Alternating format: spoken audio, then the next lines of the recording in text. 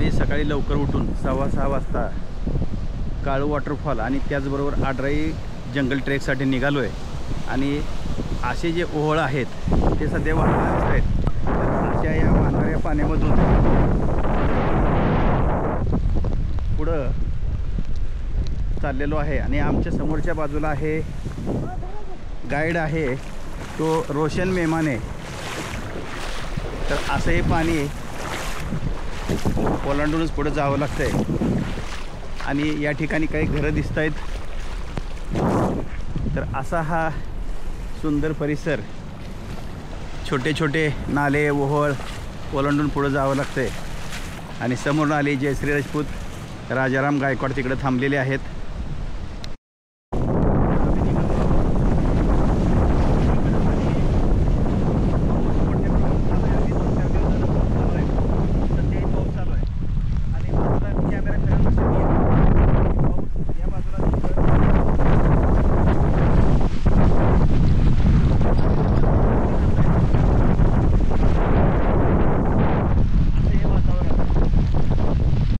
आणि पाऊस पडतोय आणि जे भाताची रोपं आहेत ही समोरच्या बाजूनं वाऱ्यानं कशी हलतायत हे दिसत आहेत। या भाताची पुनर्लागण व्हायची आहे आणि भाताची पुनर्लागण झाल्यानंतर अशा प्रकारे भाताची लागवड होते। तर हा भात पुनर्लावणी केलेला आहे। आमच्याबरोबर आहे रोशन मेमाने आणि समोरची झाडं वाऱ्यानं किती मोठ्या प्रमाणात हलतायत हेही आपल्याला या ठिकाणी बघायला मिळेल। आणि वाऱ्याचा आणि पावसाचा वेग सतत वाढत आहे। समोरच्या बाजूला जंगल दिसतंय आणि आम्ही चाललोय ट्रेकसाठी। समोरच्या बाजूला छोटासा एक आम्हाला धबधबा बघायला मिळालेला आहे आणि हा धबधबा बघतोय। निसर्ग अतिशय सुंदर आहे, संपन्न आहे। पावसाळ्यातलं जे या ठिकाणी दिसणार जे सौंदर्य आहे ते अतिशय वेगळ्या पद्धतीचं आहे आणि म्हणून पावसाळ्यातच खरं तर अशा सहलीसाठी यायला पाहिजे हे निश्चित।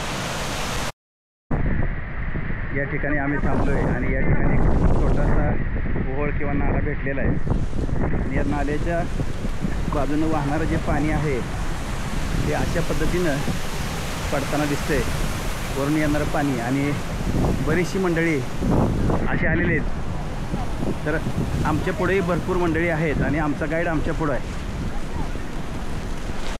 काळू वॉटरफॉल काळू धबधबा तो पाठीमागच्या बाजूला गेलेला आहे आणि आम्ही चाललोय पुढं, कारण ते पूर्ण धुकं आहे आणि या धुक्यात थोड्या वेळात माणसंही हरवतात, झाडंही हरवतात आणि निसर्गही हरवतो।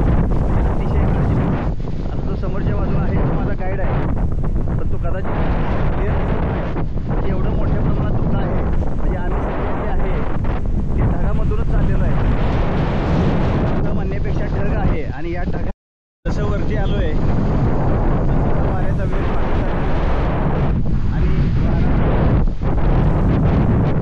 किती मोठ्या प्रमाणात आहे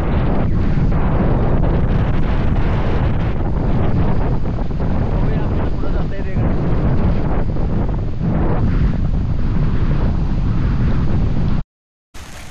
तर आम्ही जंगलातून चालत चाललेलो आहोत आणि हे जंगल जे दिसतंय ते पाठीमागं घनदाट दिसतंय।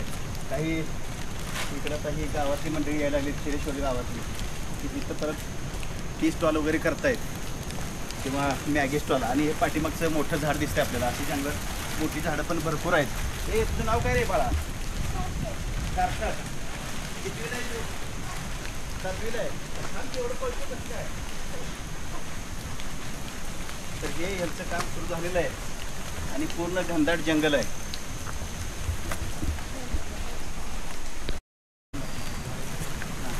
काय म्हणता पांढरं? बरं बरं मी ओळखाय द्यायला पाहिजे। विचारणार तुम्हाला सांगणार।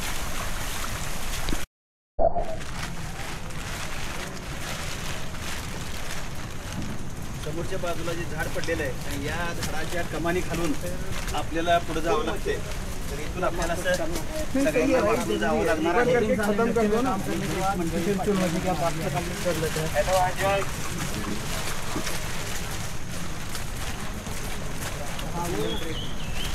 चालू आहे समोरच्या बाजूनं वाहणारं पाणी अशा ह्या जंगलात आम्ही आलेलो आहोत. या ठिकाणी त्याला आपण आडराई ट्रेक पूर्ण केलेला आहे. या ठिकाणी बरेचसे स्टॉल दिसत आहेत. या स्टॉलच्या ठिकाणी आपण आलो आहे. स्टॉलची सुरुवात होणार आहे. पाऊस चालूच आहे आणि या ठिकाणी वाहणारं पाणी दिसतंय आपल्याला. आणि बरेचशी पर्यटक मंडळी जी आहेत ती पलीकडच्या बाजूनं आहेत. तर अशा ठिकाणी आपण आलो आहे.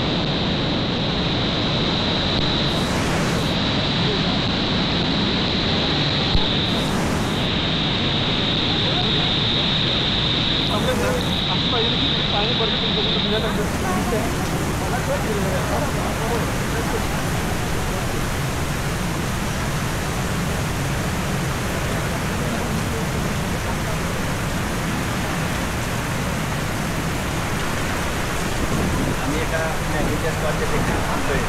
चहा मॅगी पकोडे असं मिळतंय. तुझं नाव काय?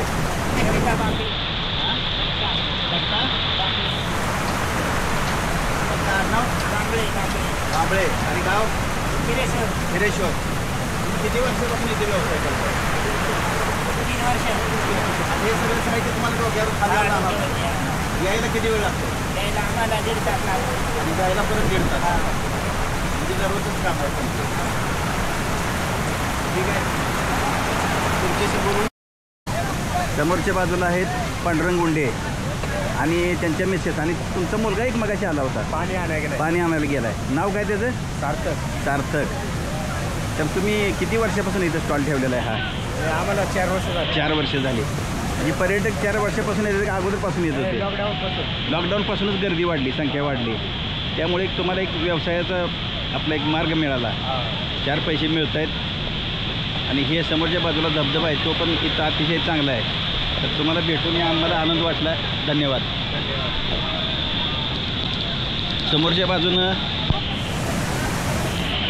जो धबधबा आहे तो असा दिसतोय. आणि या ठिकाणी काही मंडळी या वॉटरफॉलमध्ये एन्जॉय करताना दिसत आहेत.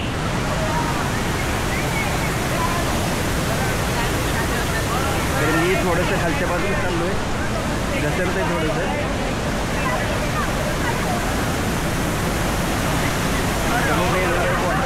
लांबपर्यंत वॉटरफॉल आपल्याला दिसतोय, धबधबा दिसतोय. या ठिकाणी पूर्ण मंडळी एन्जॉय करत असताना दिसते आपल्याला.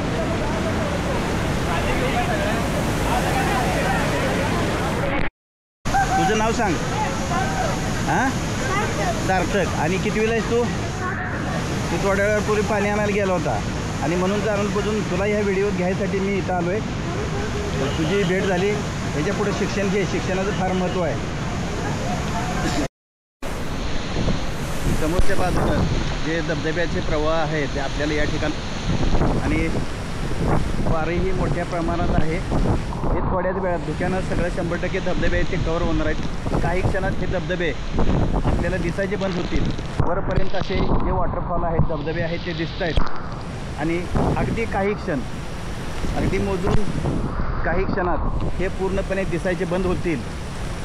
तर या ठिकाणी थांबून आम्ही काही वेळ, अगदी अर्ध्या 1 मिनिटच एवढं हे क्लिअर झाल्यामुळं मला या ठिकाणचे धबधबे जे आहेत ते रेकॉर्ड करता आले. आणि वाऱ्याचा वेग किती आहे, हे पाणी जे आहे ते खालून वर येतं आहे, या आपल्याला या ठिकाणावर बघता येते किंवा दिसतंय. हे धबधबे आपल्याला या ठिकाणी योगायोगानं रेकॉर्डिंग करता आलेले आहेत. आणि पाणी वरती येतं आहे हेही आपण रेकॉर्डिंग केलेलं आहे. जे धबधबे आहेत ते इथून दिसत आहेत आणि वारं. आणि या ठिकाणी आम्ही थांबलो आहे. तर असं थांबून या ठिकाणावरून हे पूर्णपणे रेकॉर्डिंग करतोय. गाईड पुढं गेलेलं आहे. तर हे असं पूर्ण सह्याद्रीचं सौंदर्य आहे ते आपण या कॅमेऱ्यामध्ये करतोय. सह्याद्री काय आहे? सायको प्रसिल किंवा प्रसिल आंबादे जो म्हणतो की अशक्य सुंदर सह्याद्री, आणि ते अनुभवल्याशिवाय खरं वाटत नाही. म्हणून सायको प्रसिलला माझा सॅल्यूट. समोरच्या बाजूला जे दिसतंय ते रेवन वॉटरफॉल आहे. इथं समोरच्या बाजूला जे पाणी दिसतंय आपल्याला वरती दिसतंय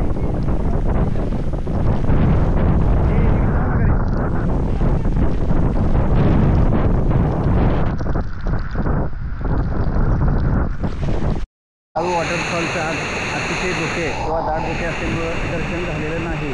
परंतु आम्ही जे आलेले एक स्वतःचा वॉटरफॉल आहे आपण हा वॉटरफॉल आम्ही घेतलेला होता.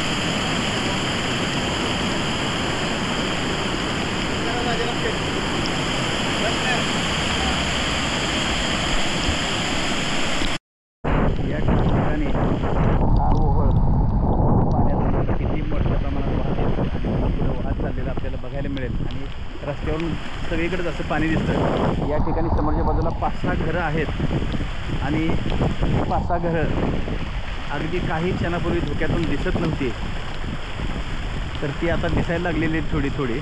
आणि अशा पाण्यातूनच वाट काढत जावं लागतं. आज जे पाण्याचं वाहतं ठिकाण आहे तर यातून आपण वाट काढत पुढं जावं लागतं. एक पक्षी उडत जाताना दिसतोय आपल्याला. आणि खऱ्या अर्थानं श्रावण महिन्याचं कालपासून आम्ही एन्जॉय करतोय. श्रावण माशी हर्ष मानसी शिरवळ दाटे चोहीकडे क्षणात येते सरसर शिरवे क्षणात फिरून ऊन पडे. तर असं हे सौंदर्य, निसर्गाचं सौंदर्य. लांबपर्यंतची आपल्याला घरं दिसत आहेत आणि या ठिकाणी आम्ही पूर्णपणे पुढं फिरत चाललेलं आहे. थोडंसं प्रकाश आलेलं आहे आणि या भागातल्या MSCBचं मला कौतुक करावं असं वाटतं. कारण काल आम्ही ज्या ठिकाणी थांबलो छोटंसं हॉटेल होतं, परंतु त्या ठिकाणची जी लाईट आहे ती अगदी 1-2 सेकंदासाठी सुद्धा बंद झालेली नाही, पॉवर ऑफ झालेली नाही. म्हणजे ह्यांचं जे पॉवर सप्लायचं नेटवर्क आहे ते अतिशय स्ट्रॉंग आहे किंवा जबरदस्त आहे असं म्हणावं लागेल. आणि या परिसराला सोडून जातानाही दुःख होतं आहे. पाठीमागच्या बाजूला काही घरं दिसत आहेत. लांबपर्यंत दिसणारा हा निसर्ग, अगदी हिरवागार निसर्ग. आणि अशा ठिकाणी फिरायला येणारी हौशी मंडळी भरपूर पुणे मुंबईवरून येणारी आपल्याला या ठिकाणी बघायला मिळतील. तर असं पाणी ओलांडूनच आपल्याला यावं लागतं.